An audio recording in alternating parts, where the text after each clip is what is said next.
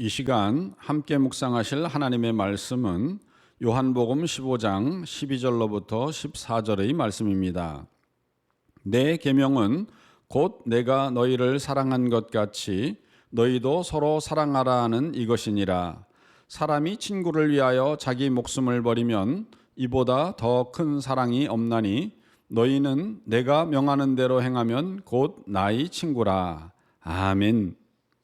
성도된 우리들은 믿음의 길에 들어선 때부터 하나님의 계명을 최우선시하며 세상을 살고 있습니다. 하나님의 계명은 이제 성도의 삶이고 목적 그 자체이기도 합니다. 성도의 삶을 관통하는 두 가지의 계명 중 첫째는 하나님을 목숨을 다해 사랑하라는 것이며 둘째는 이웃을 자신의 몸과 같이 사랑하라는 것입니다. 과거 세상에 살 때에는 입신양명하여 자신의 이름을 떨치고 가문의 이름을 빛내는 것이 인생의 목적이었지만 성도가 된 우리들은 이제는 하나님의 계명을 따라 사랑의 사도로서 이 세상을 살아가야만 하겠습니다. 이러한 이웃사랑의 모습을 자신의 삶으로 보여준 한 청년이 있습니다. 그의 이름은 리처드 커클랜드로 그는 1861년부터 1865년까지 일어난 미국의 남북전쟁 당시 남부군으로 프레더릭스버그 전투에 참전하였습니다. 커클랜드는 사우스캐롤라이나주 커셔 카운티 출신이었는데 그는 남북전쟁이 발발한 지 얼마 되지 않은 시점에 아직 18살의 어린 나이임에도 불구하고 4명의 형보다 먼저 입대하였습니다. 커클랜드는 처음에는 사우스캐롤라이나 지원병 보병 2중대에 있다가 후에는 지중대로 전속을 받아 병장으로 승진하였고 마나사스에서 첫 전투에 투여되었습니다. 1862년 12월 13일 커클랜드가 속한 부대는 버지니아주 프레더릭스버그 근처 마에스 하이츠 기지에서 돌로 된 벽 차단물을 이용하여 진을 치고 있었습니다. 그리고 이곳에서 벌어진 북군과의 전투에서 커클랜드가 속한 중대 병사 중 5,000명이 사상자가 발생하였고 많은 수가 중상을 입고 쓰러졌습니다. 이때 북부군의 병사들도 12,500명이나 사상자가 발생하였습니다. 이들 중 걸을 수 있는 부상자들은 어떻게든 간신히 대피해 야전병원으로 후송되었으나 걸을 수가 없었던 중상자들은 전쟁터에 버려진 채 12월 13일 밤 매서운 겨울 추위에 떨면서 고통 중에 신음하며 물을 달라고 밤새도록 울부짖었습니다. 다음 날인 12월 14일 아침 남군이나 북군의 병사들은 아직도 생명이 붙어있는 중상자들이 전쟁터에 널린 채 고통을 호소하며 울부짖는 소리를 들었고 눈으로 볼 수도 있었습니다. 하지만 아무도 그들을 구하러 나서지는 못하였습니다. 만일 구하러 나선다면 상대방 적진에서 사격을 가할 것이 자명했기 때문입니다. 이때 커클랜드는 용기를 내어 자기와 같은 고향 출신의 부대 사령관인 조셉 커셔 장군을 찾아가 부상병들을 돕고 싶다고 호소하였습니다. 그러자 사령관은 거절하면서 말하기를 귀관이 전쟁터에 나타나면 적들이 사격을 가해올 것이 틀림없는데 어떻게 귀관을 사지에 들여보내겠나?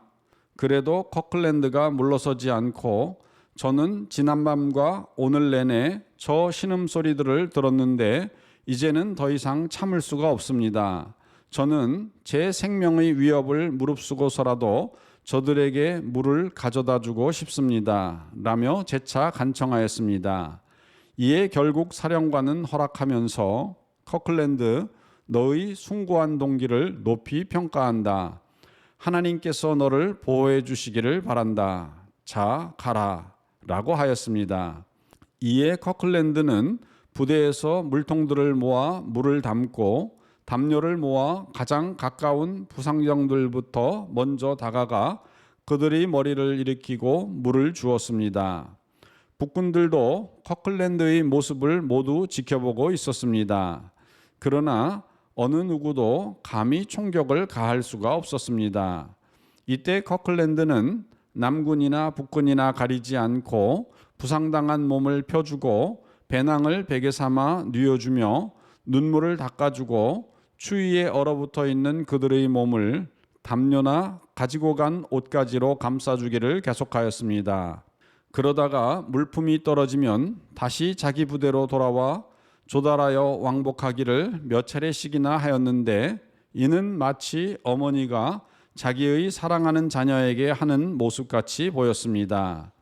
이 감동적인 이야기는 프레더릭스버그의 전설이 되어 오늘까지 전해 내려오며 커클랜드는 마에스 하이츠의 천사라고 불리게 되었습니다. 그런 커클랜드는 이듬해인 1863년 9월 20일 20살의 꽃다운 나이에 전쟁터에서 세상을 떠났습니다.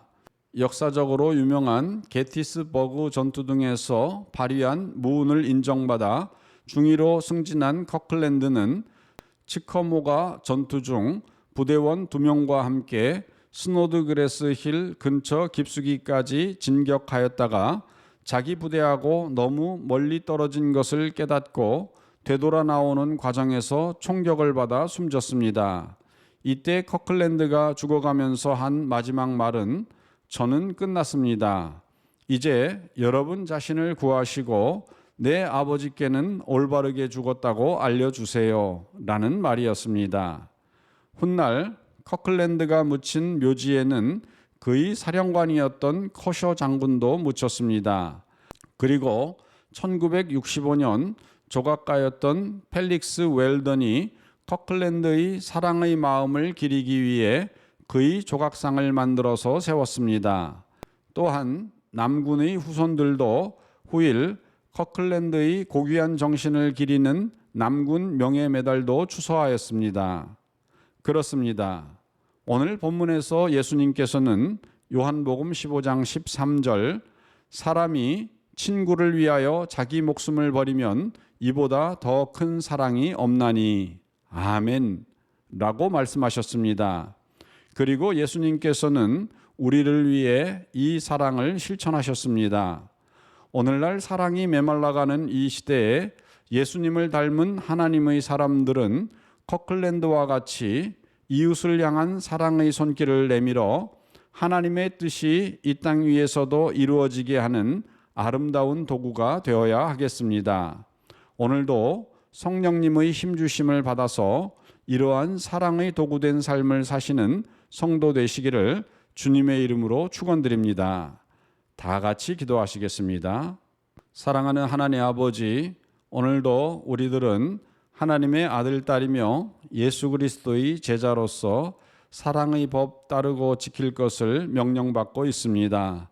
예수님께서는 우리들에게 친구를 위하여 자기 목숨을 버리면 이보다 더 큰 사랑이 없다고 말씀하시고, 또한 이것을 십자가에서 실천함으로 우리를 향하신 가장 큰 사랑을 베풀어 주셨습니다.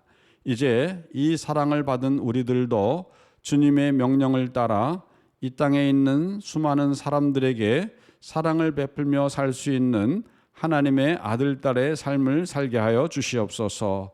이와 같은 힘과 사랑의 능력 주시기를 우리 주 예수님의 이름으로 기도드리옵나이다. 아멘.